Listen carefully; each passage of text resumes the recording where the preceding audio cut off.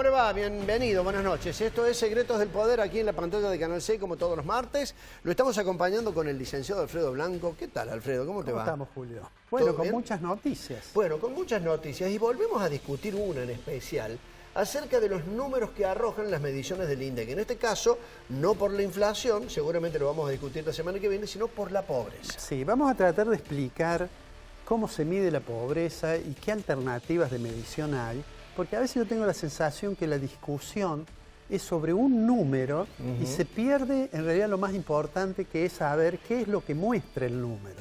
Los indicadores están diseñados para para relevar determinada información. Está bien. Ahora, esta medición que dicen ha tenido algún cambio, modifica notoriamente para el lado en donde el gobierno pretende demostrar que la pobreza ha bajado, y en un momento donde dicen la sociedad está pidiendo a gritos que haya resoluciones económicas que los llevan a la pobreza. Sí, yo creo que es esperable que el gobierno tome los indicadores desde una perspectiva que tienda a ratificar de que está en el camino correcto, como es razonable que la oposición trate de indicar de que no es esa la interpretación.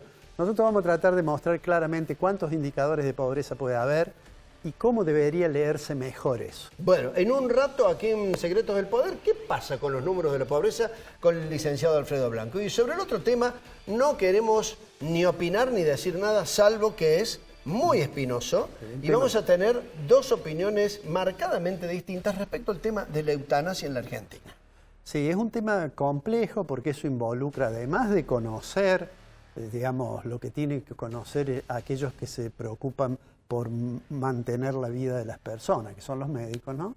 Pero además tiene un costado ético muy fuerte, y en eso lo mejor que uno puede hacer es escuchar a los que están estudiando el tema. Bueno, vamos a ver cuáles son estas posturas. Las vas a tener, por supuesto, aquí en Secretos del Poder. Todo a raíz del caso de un pedido de eutanasia de una chica que libró una batalla casi sola, podríamos decir, respaldada por mucha gente en España, y que consiguió tener la muerte que ella buscaba después de una batalla legal realmente interminable. Todo aquí en Secretos del Poder, que comienza con esta presentación.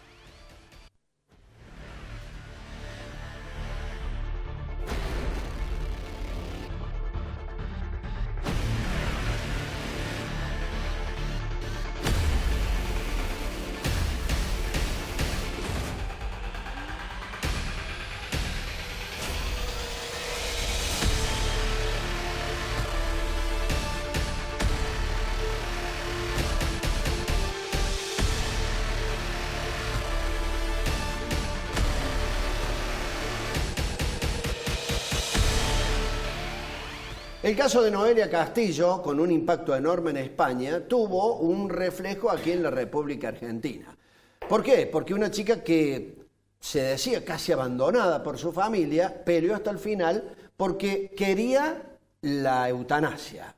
Había padecido muchísimo, ya no estaba en condiciones físicas de soportar lo que para ella no era una vida, y en esto se expresaron muchos, ¿no? Bueno, para hablar de este tema y para ver una de las posturas sobre el tema eutanasia en la Argentina, está con nosotros el doctor Carlos Peca Soriano, especialista en emergentología, y quien tiene mucho para hablar precisamente sobre este tema. Carlos o Peca, ¿cómo te va? Buenas noches. Hola, ¿cómo está Julio? ¿Cómo está Kiko? Bien, bien. Gracias por invitarme. Bueno, por favor. En primer término, ¿hay un derecho a morir? En realidad morimos todos. El derecho es a morir dignamente o indignamente. Si consideramos a la muerte como parte final de la vida, desde Kant a la fecha, del siglo XVIII a la fecha, decía que los hombres éramos fines en sí mismos, por lo tanto tenemos dignidad, tenemos valor y no precio. Con ese valor y esa dignidad que tenemos, ¿quién es el único que es capaz de medir esa dignidad? El propio ser humano. Entonces yo no puedo medir la dignidad de Julio ni la de Kiko, es la propia persona la que determina qué es digno para mí y qué no. Entonces, como tenemos derecho a vivir dignamente, parte final de esa vida es la muerte. Entonces, la pregunta es ¿cómo morimos? ¿Quién de 100.000 personas quisiera morir indignamente. Y si vos haces una encuesta, yo te diría el 0,01% le gustaría morir indignamente. De eso se trata la bioética. Hace más de 30 años que desde la bioética me dedico a la muerte digna. Por eso, justamente porque he estado cerca de los moribundos en el hospital de urgencias y vi que muchos de ellos no morían dignamente por múltiples razones que si quieren podemos analizar después. Una de ellas es que los médicos estamos preparados para salvar vidas. Y está bueno que así sea porque se han salvado muchísimas vidas en el hospital de urgencias. Y tenemos ese chip y en algunos libros de medicina ni siquiera figura la palabra muerte. Hay una negación cultural en Occidente de hablar de la muerte. Y por el otro lado está la familia del Kiko, la familia de Julio, la familia del Pecas, que con una cuestión cuasi natural trata de aferrarlo al Kiko, al Pecas, Julio, a la vida, porque no quiere que el Julio es joven, no tan joven, aunque sea una persona mayor, no quiere que se le vaya de su lado, por una cuestión lógica.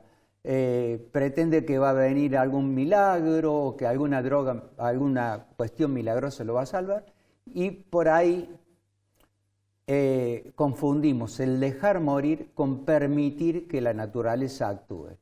Yo digo que no hay que interponerse a esa naturaleza que ya dice que no hay más nada que tratar, pero sí mucho por hacer. Hay que acompañar, apapachar, consolar, aliviar, estar con el paciente en un sentido con toda la etimología que significa la palabra compasión, la palabra simpatía, la palabra empatía, estar con. O sea, acompañar en la muerte es parte de la dignidad del ser humano. Mira que Callahan, uno de los grandes bioeticistas norteamericanos, fallecido hace poco, dijo que uno de los fines de la medicina es velar por una muerte en paz.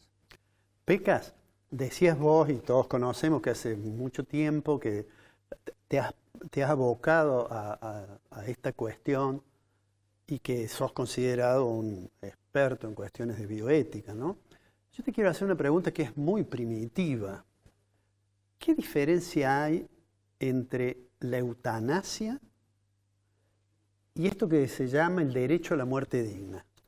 Bueno, la muerte digna está considerada como ley en el país desde mayo del 2012. Hay una ley nacional, hay una ley provincial y está refrendada, como pocas leyes, en el artículo 59 o artículo 60 del nuevo Código Civil argentino. Dice más o menos así de memoria, con palabras fáciles para que la gente entienda. Todo paciente tiene derecho a aceptar o rechazar cualquier terapia física o biológica con o sin manifestación de causa, inclusive aquellos tratamientos de hidratación o nutrición, cuando los mismos prolongasen una situación de enfermedad irreversible, incurable, y o en estado terminal de grave sufrimiento, ya sea físico o psíquico para el paciente. Vale decir que vos, habiendo dejado las voluntades anticipadas o no, es mejor dejarlas. La directiva anticipada aquí en la maternidad, en la nueva maternidad, se pueden hacer fácilmente, gratuitamente. Habiendo dejado o no, habiendo hablado con tu familia, si te quedás en coma, tu familia dice, no, mirá, Kiko se quedó en coma, pero no quería estar enchufado a tantos, no quería que le prolongasen inútilmente cuando ya no había más nada que tratar, cuando ya era irreversible, incurable y o terminal. Entonces ellos tienen, si vos estuvieses en coma, si no estás en coma, sos vos, derecho a rechazar o quitar cualquier terapia física o biológica, vale decir, suspender el respirador, suspender la hidratación. En cambio, la eutanasia es la finalización intencional de la vida de un paciente por parte de un médico a pedido solamente del paciente, no de nadie más. A pedido solo cuando éste estuviera sufriendo las mismas características de las enfermedades que mencioné recién, irreversible, incurable, de grave sufrimiento. Vale decir que es un acto transitivo que realiza el médico. Aquí en el país no está legalizada la eutanasia, pero en los países que está legalizada es parte de la muerte digna. El médico inyecta una droga a pedido, después pasa por un médico, pasa por un segundo médico y pasa por un grupo de médicos o psicólogos, etcétera, etcétera, una transdisciplina que indican que estos pedidos, que este pedido no esté ocasionado por una depresión que pueda ser yugulada por drogas. Ejemplo, qué sé yo, me peleé con mi novia o estoy realmente muy deprimido y tengo una depresión que puede ser yugulada por drogas. Un claro ejemplo de que esto no aumentaría el pedido de eutanasia, que sí se realiza en el país en forma clandestina, es que en Colombia, que está despenalizada, no legalizada, de cada 10 pedidos de eutanasia, solo 3 se aceptan. Vale decir que es ética y jurídicamente muy seguro. Perdóname, porque varios informes hablan acerca de proyectos de eutanasia en la República Argentina que no tienen tratamiento, pero me decís que hay casos de eutanasia clandestina. Y bueno, los casos de eutanasia clandestina son pacientes que uno lo hablan y uno le dice, no, mirá, acá no se puede hacer. Después nos habla un tiempo y con el tiempo te dejan de hablar. Y vos, lo que uno imagina que alguien sacando la legalidad le cobró a dicho paciente y le inyectó alguna droga. ¿Cuánto? No podemos saber porque es clandestina. Entonces esto pasa más o menos como el aborto, con la diferencia que en el aborto supuestamente había una tercera persona en juego. Acá está el propio ser humano. Piden la eutanasia porque hay ciertos pacientes que esta ley de muerte digna, que está muy buena, no se le puede... El caso de Alfonso Oliva. Alfonso Oliva tenía 36 años, tenía ELA, esclerosis lateral amiotrófica, una enfermedad neurodegenerativa que te va paralizando paulatinamente todo el cuerpo. Alfonso Oliva podía mover solamente las pestañas. Entonces, con las pestañas estaba postrado en una silla de ruedas con relajación de esfínteres, o sea, estaba asistido por 5 personas, imagínense el cuadro, y solamente moviendo las pestañas miraba la computadora y miraba la H, pestañaba, miraba la O, y después de 15 segundos te decía hola. Entonces una periodista ahí, fuimos con 3 diputadas, Alfonso Oliva había pedido, fue el primer argentino en pedir la eutanasia. Él sabía que él no lo iba a poder lograr, tal es así que muere en el 2019. Pero él quería que nosotros redactáramos un proyecto. Redactamos un proyecto, ahora hay 9, después si quieren hablamos de eso. Alfonso Oliva, ¿qué sentía Alfonso Oliva? Estaba alimentado por un tubo que iba directo al estómago, se llama gastrostomía. Cuando una periodista le pregunta, ¿qué es lo que más extrañas de la vida, Alfonso? Alfonso, luego de media hora, imagínense lo que cuesta hablar así con la computadora, dijo, voy a ser franco, hacer el amor, jugar al fútbol y comer, ¿no? Esto que yo estoy haciendo, llevándome Alfonso no lo podía hacer. Alfonso no podía tomarse un jugo de naranja a la mañana.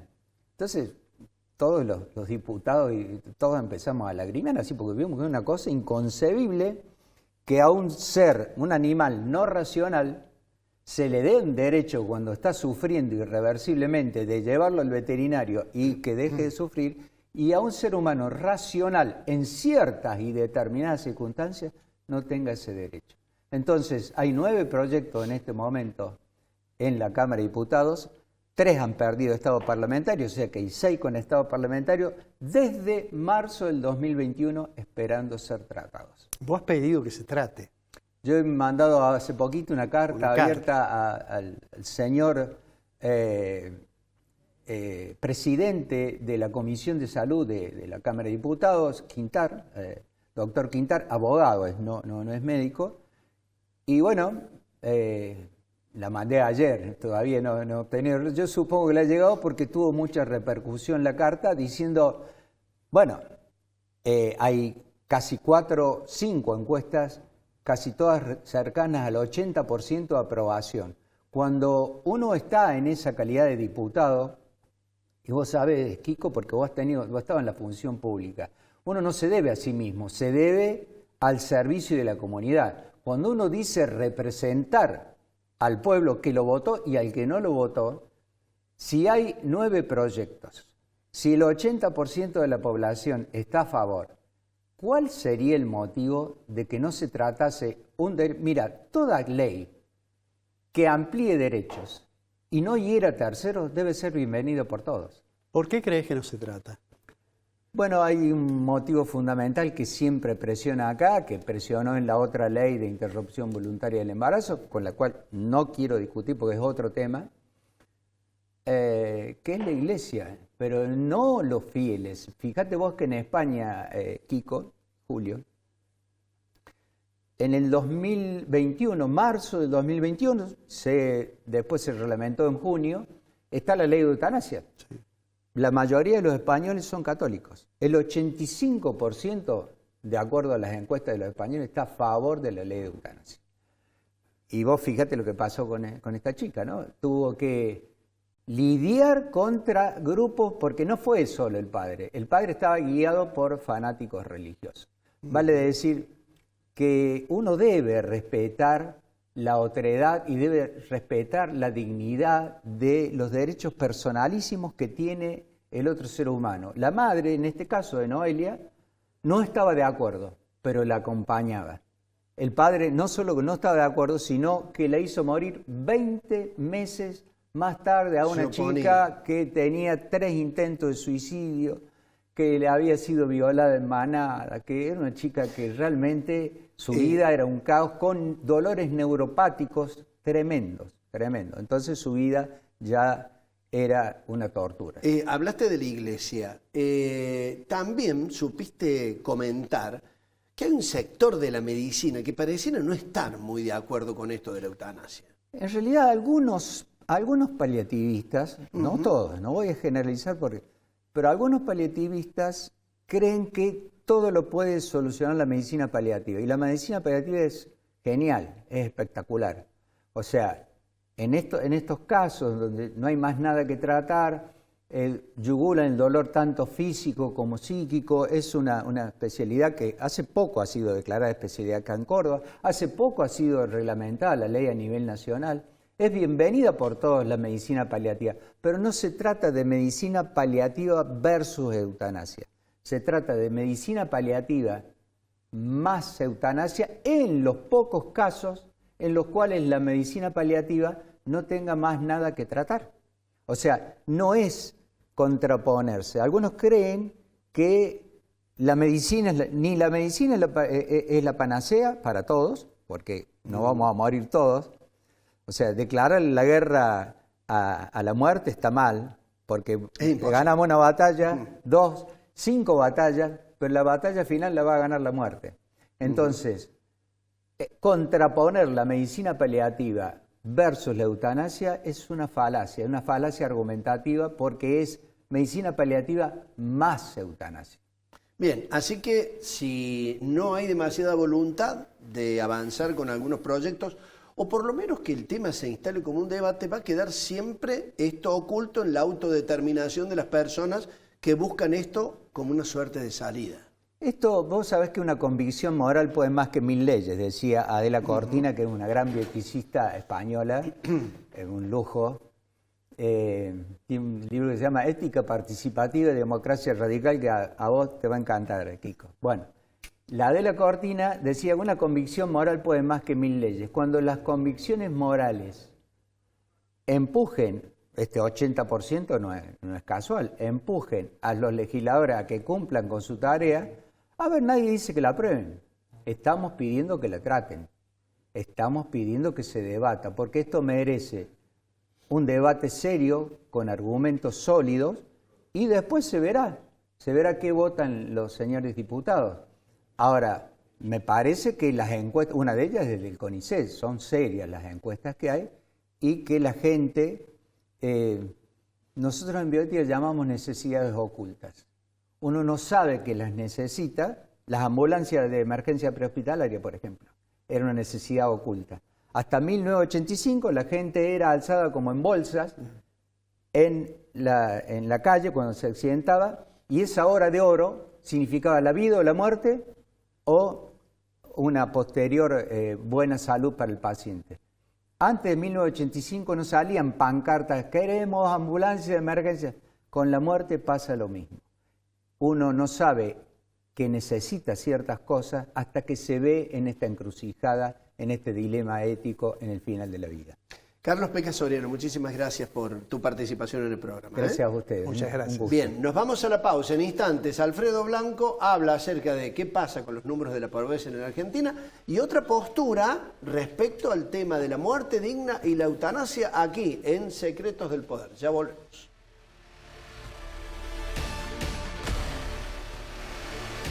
Aceitera General Dehesa. Desde hace más de 70 años, una empresa comprometida con el desarrollo del país, apoyando a las generaciones del futuro. Con la asistencia de 30 señores y señoras concejales presentes, declaro abierta la sesión convocada para el día de la fecha con el objeto de dar inicio al periodo de sesiones ordinarias del año 2026.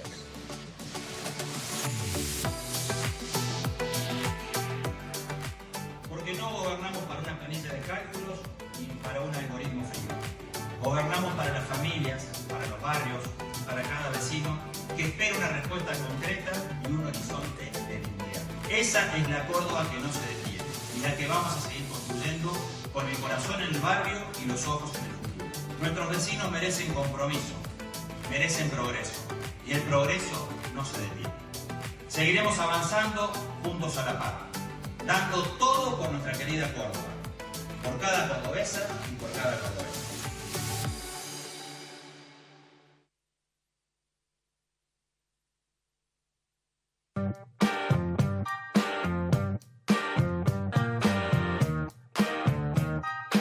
Somos una empresa que diseña, fabrica y comercializa una amplia gama de productos oleohidráulicos.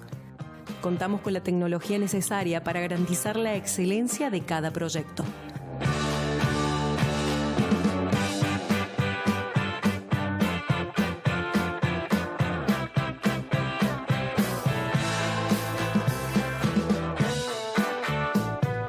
Ofrecemos un catálogo con más de 6.500 productos oleohidráulicos.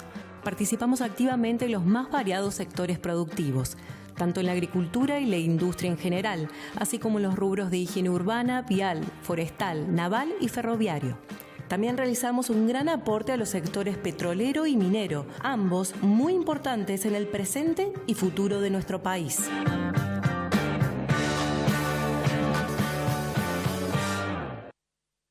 Excelente oportunidad de inversión. Departamentos de 2 y 3 dormitorios en Milénica Sagrada Familia y Milénica Autopista Carlos Paz. A $1.250 el metro cuadrado. Entrega y saldo financiado a 10 años en UVA o dólares, más tasa variable. Comercializa Grupo Dinosaurio. Seguimos recuperando espacios públicos de nuestra ciudad. En Barrio Müller y en la zona sur, los vecinos y vecinas ya disfrutan de plazas renovadas que vuelven a ser lugares de encuentro. La Plaza Libertad y el Parque El Quebracho ofrecen espacios para compartir, jugar y disfrutar en familia, con juegos infantiles inclusivos, equipamiento deportivo, nueva forestación y luminaria LED que mejora la seguridad. Continuamos impulsando obras que fomentan la convivencia y el bienestar de los vecinos de la ciudad. Córdoba AC. Córdoba sigue. EPEC, a la vanguardia tecnológica. Estamos instalando medidores inteligentes en toda la provincia. Un proyecto único en el país que te permite consultar tu consumo en tiempo real y administrarlo eficientemente. Un salto de calidad para todos los usuarios. EPEC, la energía de Córdoba. Conocé nuestro espacio Urban Tech, ubicado en Avenida Rafael Núñez 4635, Cerro de las Rosas. Innovación y tecnología en aberturas de PVC. Tus proyectos crean nuestras aberturas. Aceitera General Dehesa. Desde hace más de 70 años, una empresa comprometida con el desarrollo del país, apoyando a las generaciones del futuro. Prestigiosa, inclusiva, precursora, innovadora, proyectada hacia el futuro. Facultad de Ciencias Económicas. Universidad Nacional de Córdoba.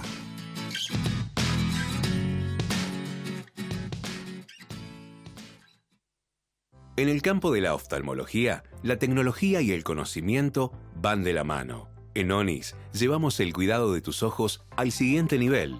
Estamos a la vanguardia para mejorar cada día más la visión. Por eso, somos la única clínica en el centro del país con Ingenuity 3D. Al operar en 3D vemos las dimensiones reales del ojo y vemos profundidades que antes no podíamos ver. Brindamos la mejor tecnología en las mejores manos. Si yo tengo el mejor equipo, pero no estoy preparado y no se van a obtener los mejores resultados. Onis. Todo tiene que ver con todo. Pensamos en que podíamos buscar la forma de conseguir pagar un lote.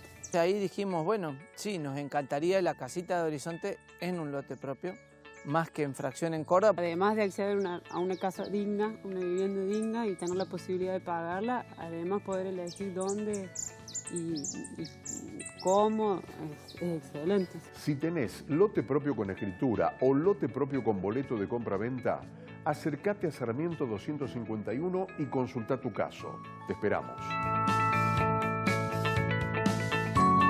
Horizonte, los pies sobre la tierra. Parabrisas Fabicur, la vida más segura.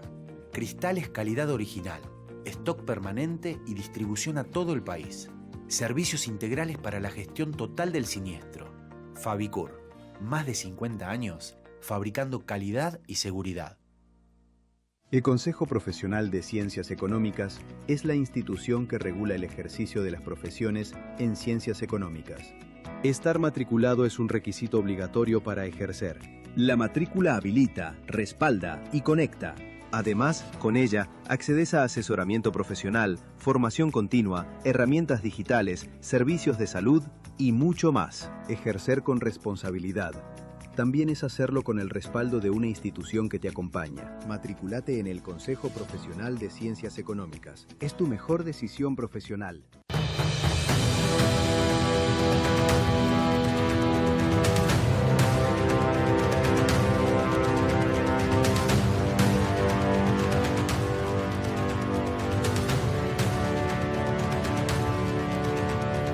Desde 1977, el trabajo en equipo, comunicar y saber escuchar, el compromiso con el trabajo, la adaptabilidad y la responsabilidad social y ambiental son los pilares que nos han mantenido firmes en el mercado como marca de confianza y calidad. La evolución constante y la proyección al futuro son nuestro horizonte. Así avanzamos, crecemos y nos transformamos, guiados a cada paso por nuestro corazón. Un corazón que desde los inicios fue nuestro motor. Somos Pillmor. Nos impulsa el corazón.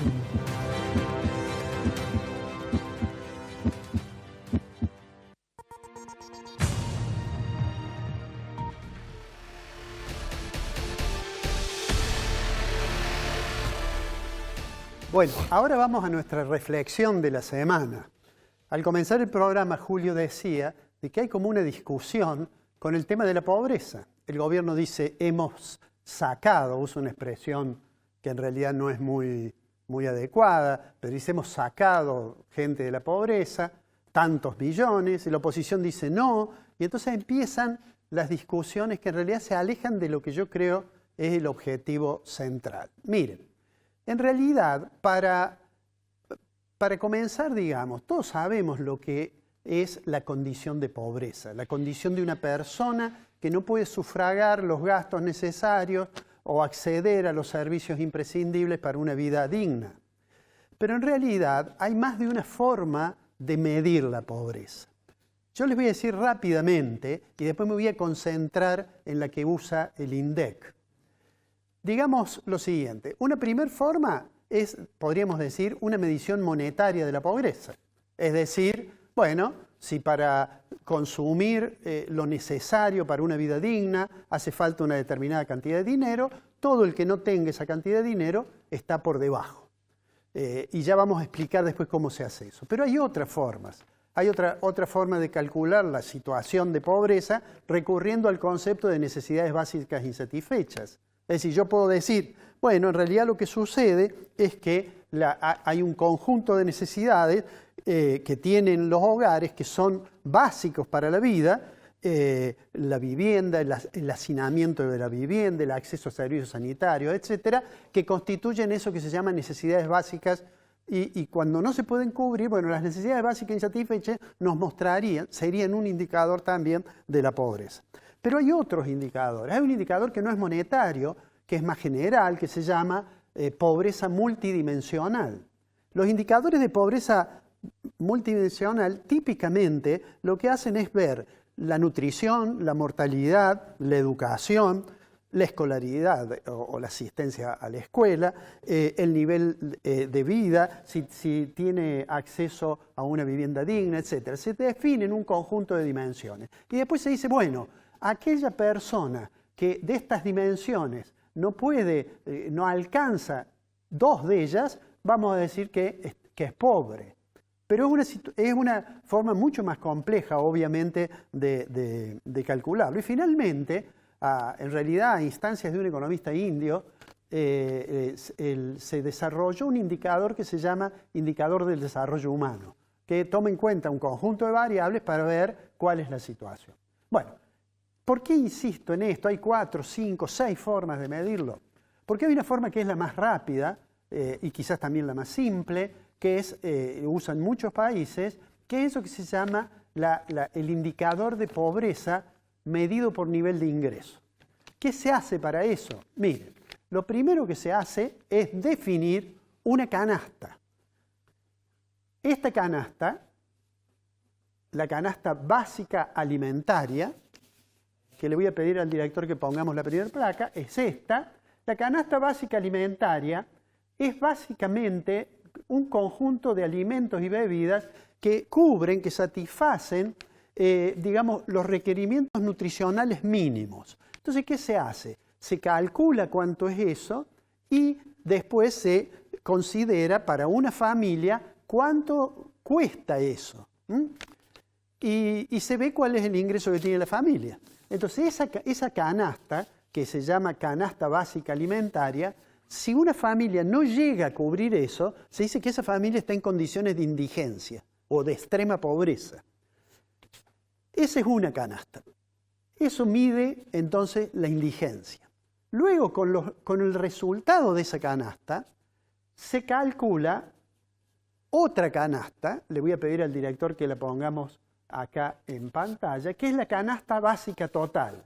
La canasta básica total incluye los alimentos de la canasta básica y otras necesidades que no son estrictamente alimentos. ¿Cómo se calcula para incluir vestimenta, transporte, educación, salud, vivienda, etcétera, etcétera, etcétera? Se calcula tomando el valor de la canasta básica alimentaria y multiplicándola por un coeficiente. ¿Ese coeficiente cómo se obtiene? Bueno, se ve, esto todo se hace a través de encuestas, se ve qué porcentaje del gasto total son alimentos. Digamos, si los alimentos son, voy a dar cualquier número, el 50% del gasto total, entonces el valor de la canasta básica total va a ser el de la canasta básica alimentaria multiplicado por 2. El 50% de alimentos, el 50% de los otros. Esa es la forma. ¿Cuál es la gran ventaja que tiene esa forma de medir la pobreza y la indigencia? Bueno, la gran ventaja que tiene, obviamente, es que es relativamente sencillo su cálculo. Pero obviamente tiene sus limitaciones también. Que la canasta no esté actualizada, que haya dificultades para obtener los datos, en fin. Pero nosotros en Argentina, el INDEC emplea esta forma de medir la pobreza, que es muy rápida y por eso cada semestre podemos decir, bueno, ¿cuántos son los pobres en la Argentina? Medidos por ingreso, no es la medición de necesidad básica insatisfecha, no es la medición de pobreza multidimensional, no es el índice de desarrollo humano. Bueno, ¿y qué ha pasado con eso? Porque la discusión es, el tema de la pobreza está en economía desde sus orígenes.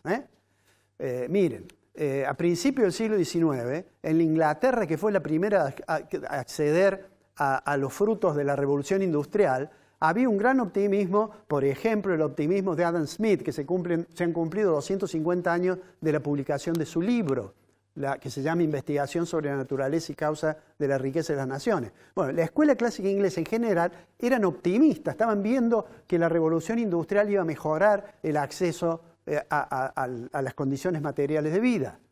Sin embargo, hubo uno de esos economistas que yo suelo decir tiene mala prensa, que se llamaba Malthus. ¿Por qué tiene mala prensa? Porque Malthus dijo, en aquel momento Inglaterra trataba de resolver el problema de los pobres y de los marginados a través de las parroquias con un sistema que se llamaba las leyes de pobres. Malthus creyó, en este periodo en que se buscaban leyes naturales para explicar los comportamientos sociales, creyó que había una ley que decía que en general los hombres tendían a reproducirse por encima de la reproducción de los bienes materiales. Y que entonces, en las leyes de pobres, lo único que iban a lograr es que hubiera más pobres. Es más, hay una frase en la segunda edición de su libro que es, más o menos dice, en el banquete de la creación no hay cubierto servido para los pobres. Se oponía él a las leyes de pobres. Pero bueno, dejemos de lado eso. Lo concreto es que la pobreza y la discusión sobre la pobreza ha acompañado desde el nacimiento mismo de la economía, digamos. Desde el fin del siglo XVIII se discute el tema de la pobreza. Yo le voy a pedir al director que pongamos un cuadro ahora, que en realidad, yendo a los números, es la evolución, es este cuadro, es la evolución de la pobreza medida por ingreso. De nuevo, no es ni necesidad básica insatisfecha, ni índice de desarrollo humano, ni indicador de pobreza multidimensional. ¿Qué es lo que vemos en ese cuadro? Eso semestralmente está allí desde 2016. Si ustedes se fijan, el valor más bajo que tuvo la serie fue 25.7 en el segundo semestre del 2017. Si nosotros fuéramos más atrás, llegaríamos a que Argentina en el pasado, antes de la crisis del 2001, mucho antes, tenía niveles de pobreza de un dígito.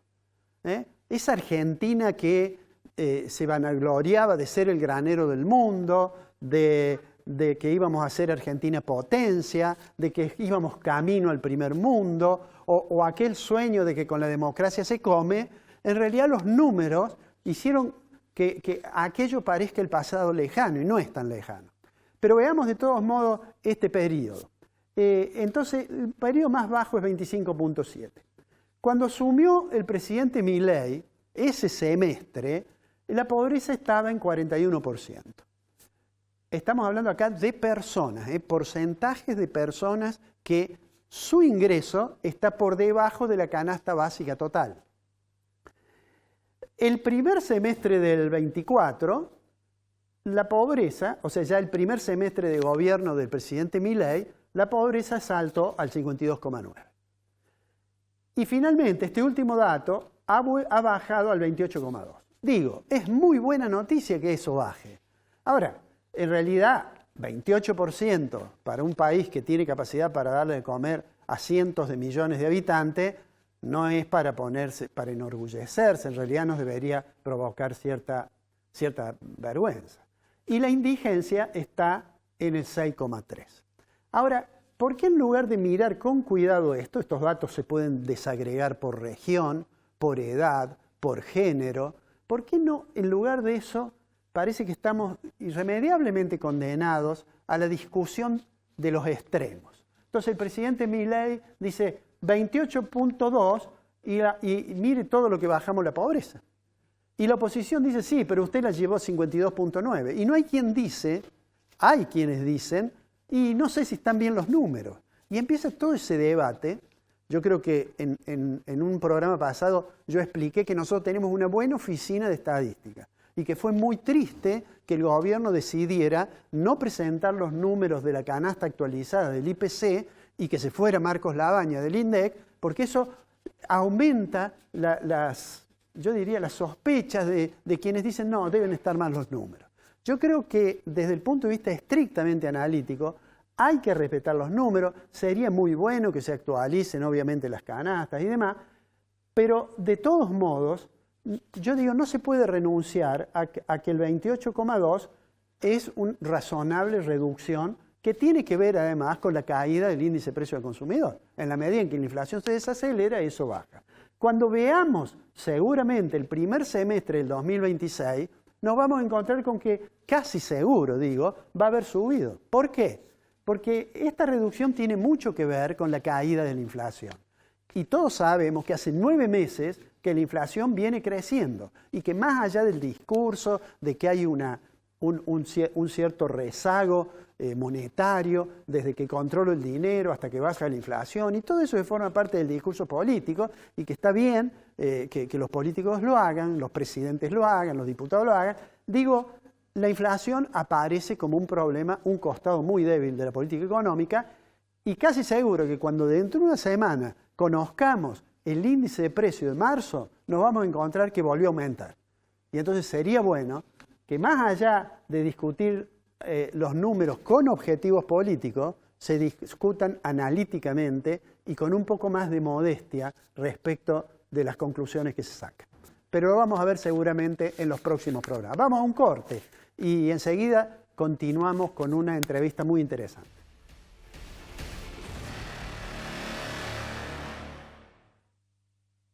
Aceitera General Dehesa.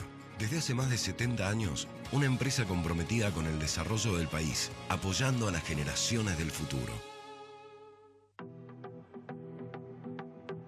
Con la asistencia de 30 señores y señoras concejales presentes, declaro abierta la sesión convocada para el día de la fecha con el objeto de dar inicio al periodo de sesiones ordinarias del año 2026.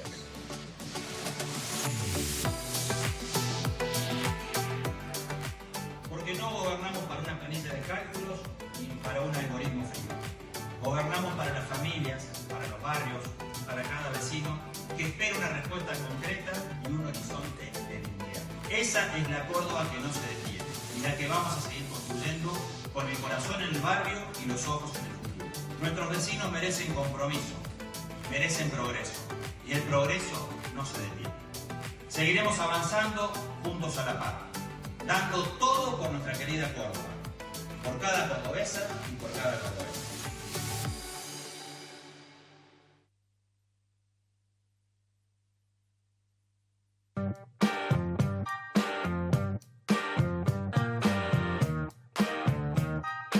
Somos una empresa que diseña, fabrica y comercializa una amplia gama de productos oleohidráulicos.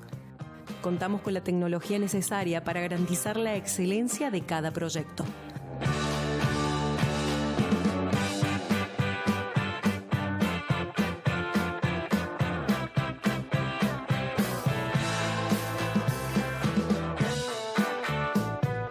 Ofrecemos un catálogo con más de 6.500 productos oleohidráulicos. Participamos activamente en los más variados sectores productivos, tanto en la agricultura y la industria en general, así como en los rubros de higiene urbana, vial, forestal, naval y ferroviario. También realizamos un gran aporte a los sectores petrolero y minero, ambos muy importantes en el presente y futuro de nuestro país.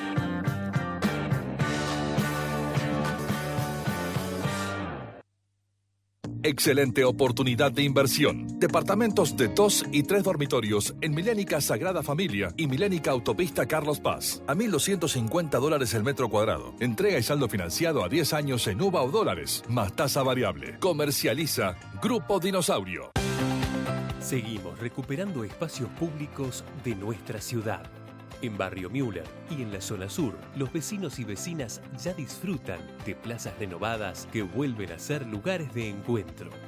La Plaza Libertad y el Parque El Quebracho ofrecen espacios para compartir, jugar y disfrutar en familia, con juegos infantiles inclusivos, equipamiento deportivo, nueva forestación y luminaria LED que mejora la seguridad. Continuamos impulsando obras que fomentan la convivencia y el bienestar de los vecinos de la ciudad. Córdoba AC. Córdoba sigue. EPEC, a la vanguardia tecnológica. Estamos instalando medidores inteligentes en toda la provincia. Un proyecto único en el país que te permite consultar tu consumo en tiempo real y administrarlo eficientemente. Un salto de calidad para todos los usuarios. EPEC, la energía de Córdoba. Conocé nuestro espacio Urban Tech, ubicado en Avenida Rafael Núñez 4635, Cerro de las Rosas. innovación y tecnología en aberturas de PVC. Tus proyectos crean nuestras aberturas. Aceitera General Dehesa. Desde hace más de 70 años, una empresa comprometida con el desarrollo del país, apoyando a las generaciones del futuro. Prestigiosa, inclusiva, precursora, innovadora, proyectada hacia el futuro. Facultad de Ciencias Económicas. Universidad Nacional de Córdoba.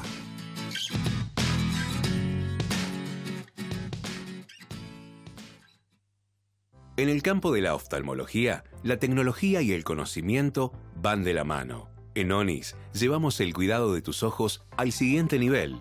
Estamos a la vanguardia para mejorar cada día más la visión. Por eso, somos la única clínica en el centro del país con Ingenuity 3D. Al operar en 3D vemos las dimensiones reales del ojo y vemos profundidades que antes no podíamos ver.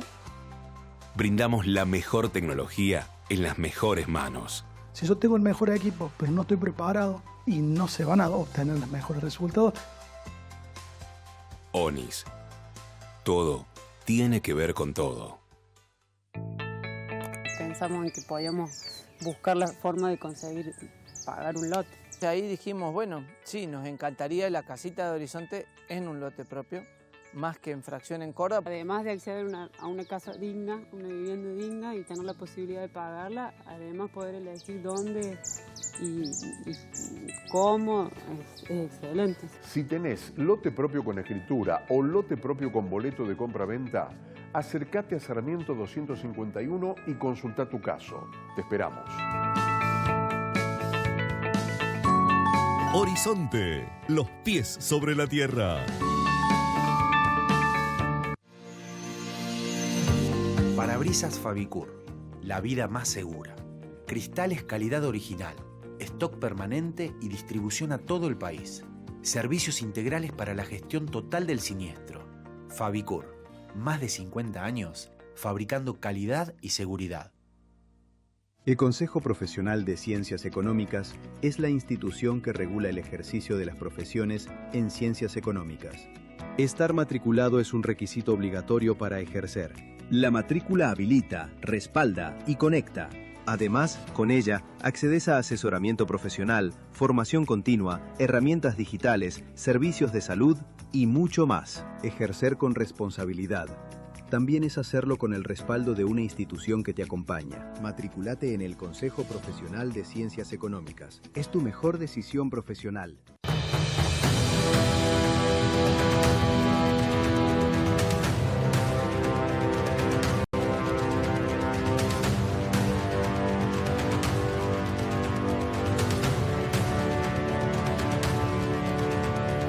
Desde 1977, el trabajo en equipo, comunicar y saber escuchar, el compromiso con el trabajo, la adaptabilidad y la responsabilidad social y ambiental son los pilares que nos han mantenido firmes en el mercado como marca de confianza y calidad.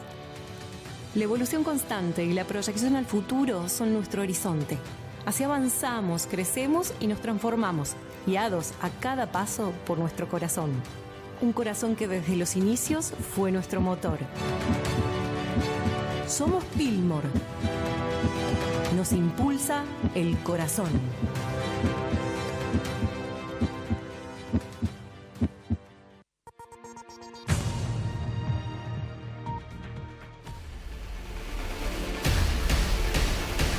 En el primer bloque hemos visto el testimonio de Peca Soriano hablando del tema de la eutanasia. Habíamos prometido buscar la otra campana o una mirada totalmente distinta a esta problemática. ¿Por qué no se trata un proyecto de eutanasia en la República Argentina?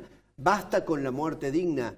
El doctor Rodrigo Agrelo, legislador en estos momentos con banca rotativa, pero integrante de la Unión Vecinal. Claro. Encuentro Vecinal. El Encuentro Vecinal está para darnos la otra visión respecto a este tema. Rodrigo, bienvenido y buenas noches. Bueno, muchas gracias por la invitación. Bueno, yo creo que aquí hay que distinguir varios planos, ¿no? Una cosa es la renuncia al encarnizamiento terapéutico. Otra cosa es la eutanasia y otra cosa es el suicidio o la muerte asistida. Son tres cosas distintas. La renuncia al encarnizamiento terapéutico es cuando una persona que está ya en estado terminal se le proveen los medios ordinarios, no los extraordinarios, los ordinarios que serían nutrición, oxígeno eventualmente, también hidratación. ¿Una sedación también? Claro, y la persona va naturalmente hacia la muerte. Eso sería la renuncia al encarnizamiento terapéutico. No me pongo a hacerle una diálisis, no me pongo a hacerle cosas extraordinarias. Después está la eutanasia, que sería la persona que solicita que un tercero le aplique un mecanismo que le provoque la muerte. Y después está la muerte asistida, que es de algún modo lo que pasó en España, que es la persona que pide que se le provean los medios para quitarse la vida. Ahora, dentro del tema, yo escuchaba recién una opinión con la que disiento, hablando de que el 80% pueda estar a favor al menos de la discusión de esto. Yo no me niego a discutirlo, lo que sí digo es que no es un problema simplemente de mayorías. Porque podríamos analizar muchos fenómenos que se han dado en el mundo a la luz de las mayorías que avalaron esos fenómenos y llegar a la conclusión de que porque eran mayoría eran buenos. Y está a toda vista que el fenómeno era negativo para la humanidad. El tema es, ¿la vida humana vale lo mismo en cualquier caso o no? Es decir, la dignidad del ser humano en cualquier etapa es la misma. ¿En todas las personas es la misma? Yo digo que sí. A ver, ¿vale lo mismo la persona de un bebé que de un viejito anciano que se está muriendo? ¿Vale lo mismo la persona de una persona con discapacidad que la de un atleta olímpico? ¿Vale lo mismo la vida humana de un rico que de un pobre? Y mi pregunta es, o nuestra pregunta es, ¿ofrecer la eutanasia no es acaso un fracaso colectivo como sociedad? ¿No deberíamos universalizar los cuidados paliativos, por ejemplo? Porque si vos mirás, yo miraba una foto de Sarmiento muerto hace un tiempo, que no sé si la han visto, está Sarmiento con un banco con... Era la época en donde se retrataba a las personas que habían fallecido, Sarmiento sentado en un amplio sillón con una vacinilla. Sarmiento debe haber muerto más o menos por 1890. Bueno, yo decía, ¿cómo habrá muerto Sarmiento? Y Sarmiento habrá muerto ahogándose en una situación tremenda. Así moría la gente. Han pasado 150 años y las posibilidades de morir con mucha más dignidad que la que moría Sarmiento, que había sido presidente de la nación, o sea que estaba en las mejores condiciones probablemente de morir, son enormemente superiores. Ahora, a mí me llama la atención que esta discusión se aliente porque yo sospecho algunas cosas. Primero, cuidado con los intereses de algunos sectores que quieren abaratar el tratamiento médico de personas de alta edad. Segundo, cuidado con aquellos que promueven una cultura del individualismo extremo que hace que yo sea indiferente y ni siquiera me pueda oponer legítimamente a cuando una persona pide ser privada de la vida. Un padre que no puede ser. Yo, mira, hace 20 años, 22 años, yo estaba en Estados Unidos estudiando. Y se dio un caso, yo escribí un artículo en la Voz del Interior, me acordé hoy, mira, por motivo de esta invitación, que decía, era el caso de una mujer que estaba con hidratación y con alimentación. Y estaba su marido que pedía que la desconectara. Y estaba su familia propia que decía, no la desconecte. Entonces, la ley, estaba separada del marido. Terminó, le dieron la razón al marido, la desconectaron y murió. ¿Qué había detrás en ese caso? Miren las cosas, ¿no? Un seguro de vida enorme que cobró el marido. Cuidado con el viejito que ya se siente un estorbo para la familia y que lo siente, no es algo objetivo, es algo subjetivo, que lo siente y dice, che, yo tengo esta edad, el patrimonio está en cabeza mía, todos están esperando que yo mejor me muero. ¿Hay libertad en esa persona? ¿Hay una voluntad que no esté viciada como para otorgar ese consentimiento? Esto es un tobogán engrasado, ¿eh? Se empieza por algún lado, pero terminamos como en Bélgica, que ahora no hay límite mínimo de edad para pedir la eutanasia. U Holanda, 12 años. Bueno, eso es una reflexión general. Pero te planteo lo siguiente. Una persona, ha sido muy conocido ahora el caso de esta niña en España, había una gran discusión, pero Vos fíjate que quien básicamente se oponía al pedido de ella de eutanasia era el padre que ya había perdido la guarda de su hija hace muchos años. Y ella estaba en una situación, como consecuencia del intento de suicidio, estaba paralítica, no podía hacer prácticamente nada. ¿Qué mirada tenés sobre esos casos? Sobre los casos en que la persona no tiene, lo único que tiene es sufrimiento. Te doy un caso, a ver si podemos llegar a un punto en común. Una persona que se siente enormemente deprimida, producto de situación de carencia material, es pobre, extremadamente pobre, carece de oficio, no tiene familiares, no tiene ningún medio para proveerse los recursos que necesita para la subsistencia diaria, no puede comer. Y está deprimida, hay una dolencia. Entonces pide la eutanasia. Nadie se puede oponer a eso. O no un fracaso de la sociedad que ha permitido que, habiendo recursos para todos, terminen algunas personas en ese límite. A esta chica, cuyo caso conozco por los diarios nomás, ¿no la abandonó antes la sociedad? ¿No la metieron en un reformatorio en donde sufrió una cantidad de vejaciones que después derivaron en todas sus dolencias psíquicas? ¿Y qué le ofrece la sociedad esa? Le ofrece el suicidio asistido en este caso. El suicidio asistido. Entonces, cuidado con los límites. Empezamos, como empiezan algunas sociedades, creyendo, claro, porque vos ves a una persona sufriente y naturalmente te mueve la compasión. Eso es natural. Pero no solo podemos atender los asuntos desde la compasión o desde el número, porque las cosas son objetivamente en sí mismas muchas veces algo. Entonces, una sociedad que relativiza el valor de la vida humana y su dignidad es una sociedad que, desde mi punto de vista al menos, está en el fracaso. Yo apuesto a que esta sociedad, que tiene muchos recursos mal distribuidos, por ejemplo, universalice los cuidados paliativos. Entonces, las personas que tienen un sufrimiento extremo puedan acceder a esos cuidados paliativos a los que no accedieron generaciones anteriores, por razones obvias, que es que no existía esta biotecnología. Ahora, ¿vos ves que hay una suerte de interés por tratar de instalar el tema, que se discuta, que al menos existe este debate acerca de lo que significa el debate de la dignidad humana? Yo creo que estamos en un momento de la humanidad en donde hay una especie de enaltecimiento del individualismo extremo, donde los lazos de solidaridad son de algún modo desdeñados, donde todo es lo que a mí me satisface como individuo y ahí se acaba el bien común, digamos, lo que a mí me interese.